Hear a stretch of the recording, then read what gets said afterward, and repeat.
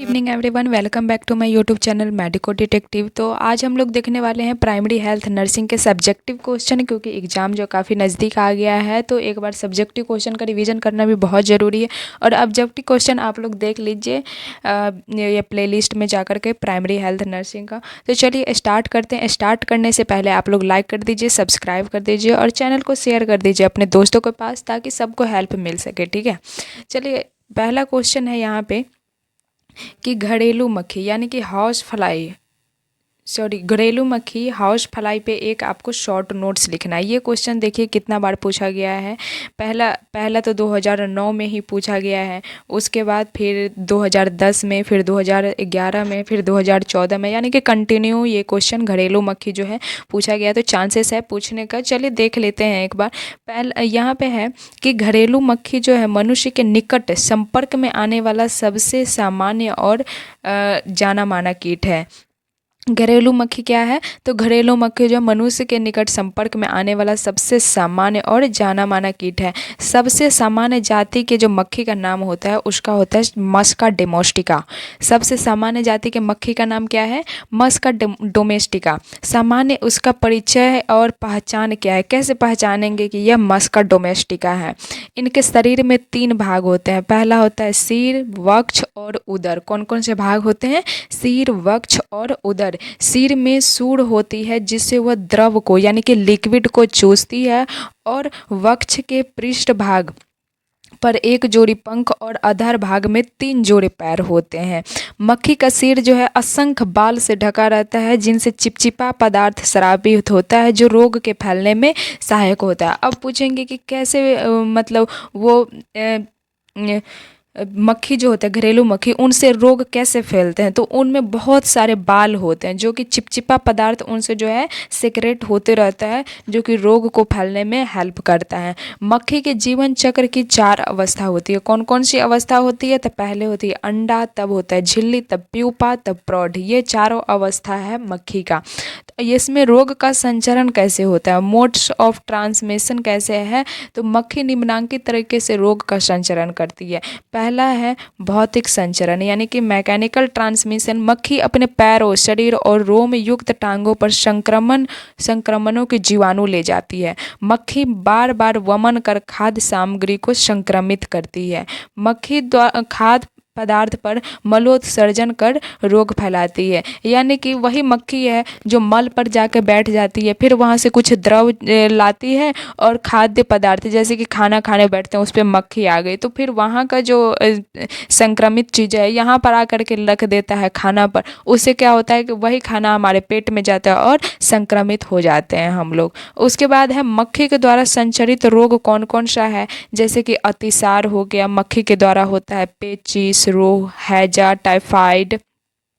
उसके बाद नेत्र सलेस्मा। ये सब जो है मक्खी के सैंड फ्लाई के कारण ही ये सारा बीमारी होता है। अगर बीमारियों का नाम सिर्फ पूछा जाए तो आप लोग बता दीजिएगा अतिसार, पेचिस, रोग, हैजा, टाइफाइड और नेत्र सलेस्मा। ये सब जो है घरेलू मक्खी के कारण होती है। ठीक है, अब नेक्स्ट क्वेश्चन यहाँ पे दिया गया है मानसिक स्वास्थ्य, यानी कि मानसिक स्वास्थ्य पे आपको एक डेफिनेशन लिखना है और उसके बारे में बताना है। तो यहाँ पे दिया गया है कि मानसिक स्वास्थ्य जो है संपूर्ण स्वास्थ्य का घटक होता है। मानसिक रूप से स्वस्थ व्यक्ति की 3 प्रमुख विशेषताएं होती है।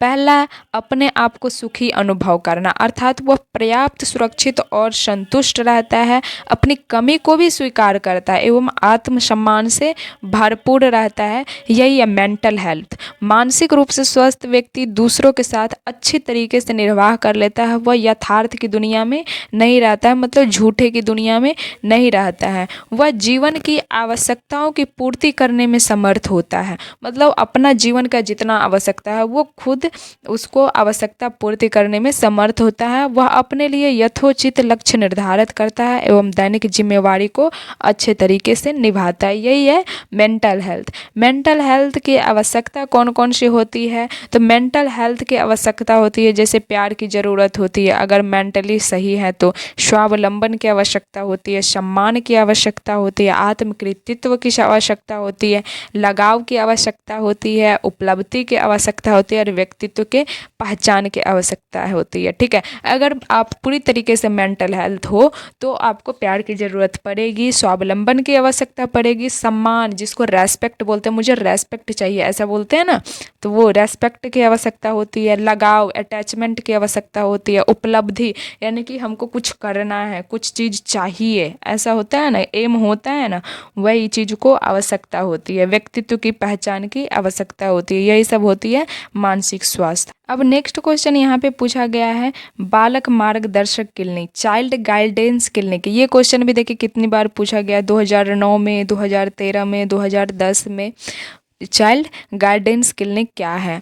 तो यहाँ पे चाइल्ड गाइडेंस क्लिनिक का दिया गया है कि कुछ बालक व्यवहार जन असामान्यताओं तथा मनोवैज्ञानिक समस्याओं से ग्रसित होते हैं। ऐसे बालकों की समस्याओं के निराकरण हेतु शिशु मार्गदर्शक क्लिनिक का आयोजन किया जाता है। ऐसे क्लिनिक में मनोचिकित्सक, शिशु रोग विशेषज्ञ, सामुदायिक स्वास्थ्य नर्स एवं अन्य सहायक कर्मचारियाँ जो है सेवा प्रदान करते हैं।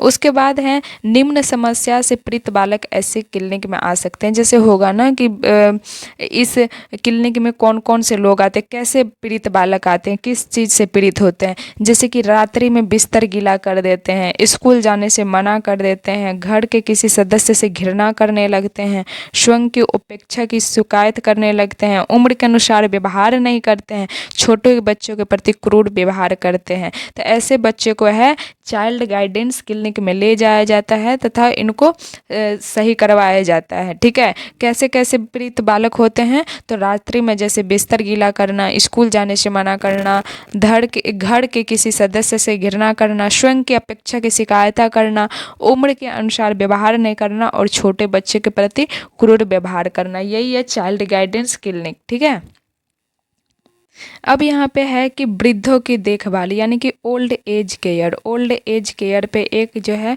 डेफिनेशन आपको लिखना है, नोट्स लिखना है छोटा सा, तो आप कैसे लिखोगे एग्जाम में? तो यहाँ पे देखिए, यहाँ पे दिया गया है कि शारीरिक समस्या, पहला क्या है?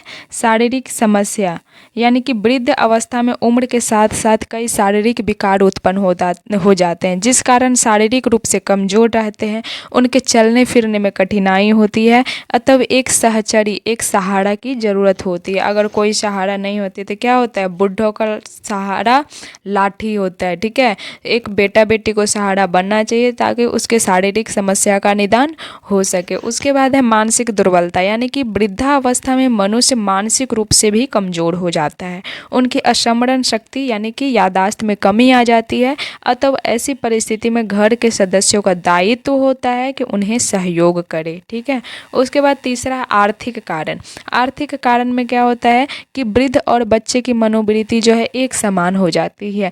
अगर आपके घर में वृद्ध व्यक्ति होंगे तो आप देखते होइएगा कि उनकी मनोवृत्ति जो है बच्चे की तरह हो जाती है, उनमें बच्चों की तरह कुछ न कुछ खाने लेने की प्रवृत्ति हो जाती है। लेकिन बच्चे और वृद्ध में फ़र्क यही होता है कि बच्चा जो है निसंकोच मांगता है, लेकिन वृद्ध चाहकर भी नहीं मांग पाते हैं, वे अपनी बात को जो है अंतर आत्मा में दबाए रखते हैं। ऐसी स्थिति में वृद्ध की जिज्ञासा का अवलोकन घर के सदस्यों को करना चाहिए कि उनको क्या चीज़ की ज़रूरत है, क्या चीज़ का मन है, तो उनको पूर्ति करना चाहिए। जो उनके स्वास्थ्य के लिए नुकसानदेह खाद्य सामग्री नहीं है, उन्हें देकर इच्छा पूर्ति उनकी करनी चाहिए।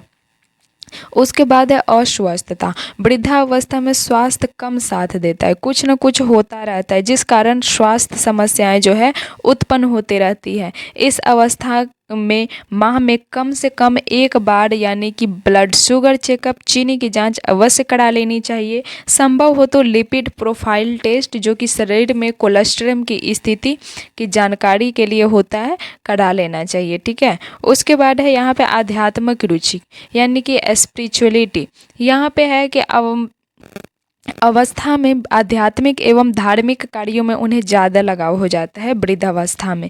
ऐसी परिस्थिति में उनके मानसिक एवं आध्यात्मिक शक्ति के लिए आवश्यक है कि समय समय पर तीर्थाटन आदि कराते रहना चाहिए। अगर आपके घर में वृद्ध है तो उनकी इस तरीके से केयर करिए। मानसिक, शारीरिक अस्वस्थता, आध्यात्मिक रुचि, ये सारी चीज़ों को ध्यान में रखते हुए उनका केयर करना चाहिए। ठीक है। अब नेक्स्ट क्वेश्चन यहाँ पे है एनीमा। एनीमा जो है किसी तरल औषधि पदार्थ को मलाशय या निम्न आंत में गुर्दा मार्ग से प्रवेश कराने को एनीमा कहते हैं। एनीमा किसे कहते हैं? तो किसी तरल पदार्थ, लिक्विड पदार्थ को जो है मलाशय व निम्न आंत में गुर्दा मार्ग से प्रवेश कराने को एनीमा कहते हैं। एनीमा का उद्देश्य क्या है? एनीमा का उद्देश्य औषधि प्रदान करना, आंतरिक परजीवी को नष्ट करना, द्रव एवं पोषण देना, स्राव को कम करना। ठीक है। और यहाँ पर और दिया हुआ है कि कब्ज को दूर करना, आंत की श्लेष्मा को सुरक्षा देना, शल्य क्रिया जिसको ऑपरेशन बोलते हैं तो आंत व मलाशय के क्षेत्र की सफाई करना, रोग निदान हेतु बैरियम इनेमा देना। ठीक है। बैरियम इनेमा जो है 2 प्रकार का मुख्य रूप से होता है। पहला क्या है? दस्तावर इनेमा। पहला क्या है? दस्तावर इनेमा। इस प्रकार के इनेमा में तरल औषधि पदार्थ की मात्रा जो है 500 ml होती है। कितनी होती है? 500 ml होती है दस्तावर एनीमा में, इसलिए इसे लार्ज एनीमा भी कहा जाता है। दूसरा है रिटेंड एनीमा, प्रतिधारित। ऐसी एनीमा जिन्हें पाचन तंत्र में लगाने के बाद कुछ समय के लिए उसी स्थान पर बनाया रखा जाता है, न कि लगाने के बाद तुरंत हटा लिया जाता है, उसे कहेंगे रिटेंड एनीमा। समझ में आ गया एनीमा आप लोग को? अब यहाँ पे रतौंधी पूछा गया कि नाइट ब्लाइंडनेस, इसको भी 2013 में पूछा गया है। देखिए आप लोग यहाँ पे नाइट ब्लाइंडनेस क्या है? तो जब शरीर में विटामिन ए की कमी ज़्यादा बढ़ जाती है तो प्रभावित व्यक्ति मंद रोशनी में जो है नहीं देख पाता है। इसी अवस्था को रतौंधी कहते हैं। रतौंधी किसे कहते हैं? जब शरीर में विटामिन ए की कमी ज़्यादा बढ़ जाती है तो प्रभावित व्यक्ति मंद रोशनी में नहीं देख पाता है। इसी अवस्था को रतौंधी कहा जाता है। इस आँख की दृष्टि पटल के जो रंजक तत्व हैं जिन्हें रोडोप्सिन एवं आयोडोप्सिन कहते हैं। आँख के दृष्टि पटल के रंजक को क्या कहते हैं? रोडोप्सिन और आयोडोप्सिन। यह तत्व विटामिन ए, एल्डिहाइड तथा एक विशिष्ट प्रोटीन से बने होते हैं। रोग का कारण क्या है? रतौंधी रोग का पैथोलॉजी देखिए यहाँ पे कि विटामिन ए स्रोत जो है कैरोटीन से प्राप्त होता है। शरीर में आकर कैरोटीन जो है रेटिनॉल में चेंज हो जाता है। उसके बाद रेटिनॉल के रंजक जो है तत्व रेडोप्सिन का आवश्यक तत्व है। उसके बाद शरीर में रेडोप्सिन की कमी होने पर आँख की पुतलियाँ अंधेरे के प्रति अनुकूलित नहीं हो पाती है, जिससे कि कम रोशनी में दिखाई पड़ने में कठिनाई होती है। उसे हम लोग नाइट ब्लाइंडनेस, हिंदी में रतौंधी कहते हैं। उसके बाद यहाँ है कॉमन इमरजेंसी ड्रग, यानी कि कॉमन इमरजेंसी ड्रग का नाम लिखिए तो आप लोग कैसे लिखेंगे? तो यहाँ है कि आपातकालीन औषधियाँ ऐसी दवाइयाँ हैं जो रोगी के तत्काल उपचार हेतु आवश्यक होती है, अर्थात ऐसी समस्त दवाइयाँ जो आपातकालीन में रोगी को जीवन को बचाने में सहायता प्रदान करती है, आपातकालीन औषधियाँ कहलाती है। अस्पताल में ये दवाइयाँ जो है एक निश्चित स्थान पर पर्याप्त संख्या में उपलब्ध होनी चाहिए। जैसे कि अस्पताल में उपलब्ध रहने वाले सामान्य आपातकालीन औषधियाँ निम्नलिखित है, जैसे मिथाइल एर्गोमेट्रिन। मिथाइल एर्गोमेट्रिन यह गर्भाशय उत्तेजक औषधि होता है जो गर्भाशय की संकुचन क्षमता एवं आवृत्ति को बढ़ाती है। इसका उपयोग क्या है? तो इसका उपयोग है प्रसव या गर्भपात के बाद होने वाले रक्तस्राव को रोकना, प्रसूति रक्तस्राव को रोकना, प्रसव के तृतीय चरण में सुविधाजनक प्रसव के लिए, गर्भाशय की शक्तिहीनता की स्थिति में। ठीक है। उसके बाद है मीजोप्रोस्टॉल। मीजोप्रोस्टॉल का कार्य है कि पेप्टिक अल्सर से बचाव एवं उपचार है, किंतु वर्तमान में मीजोप्रोस्टॉल का उपयोग जो है गर्भ समापन यानी कि एबॉर्शन पिल्स की तरह किया जाता है। ऑक्सीटोसिन, इसका भी वही उपयोग किया जाता है। ठीक है। तो ये सब जो है कॉमन इमरजेंसिक ड्रग है। जैसे एनाल्जेसिक ड्रग भी आप पढ़े होंगे कॉमन इमरजेंसिक ड्रग में, ये एंटीबायोटिक पढ़े होंगे सेफ्ट्रियाजोन, गैस का दवा पढ़े होंगे पेंट्राप्राजोल। तो ये सब जो है कॉमन इमरजेंसिक ड्रग है। अब नेक्स्ट वीडियो में हम लोग नेक्स्ट सब्जेक्टिव क्वेश्चन देखेंगे। तब तक आज इतना ही रहने देते हैं और एग्ज़ाम का आप लोग अच्छे से तैयारी करिए, बार बार वीडियो को देखिए, प्रीवियस ईयर का क्वेश्चन देखिए, आपका एग्ज़ाम अच्छा जाएगा, टेंशन लेने की बिल्कुल ज़रूरत नहीं है। और टेलीग्राम चैनल पे जा कर के आप लोग जुड़ जाइए ताकि कोई भी इन्फॉर्मेशंस आपको अच्छे से मिल सके।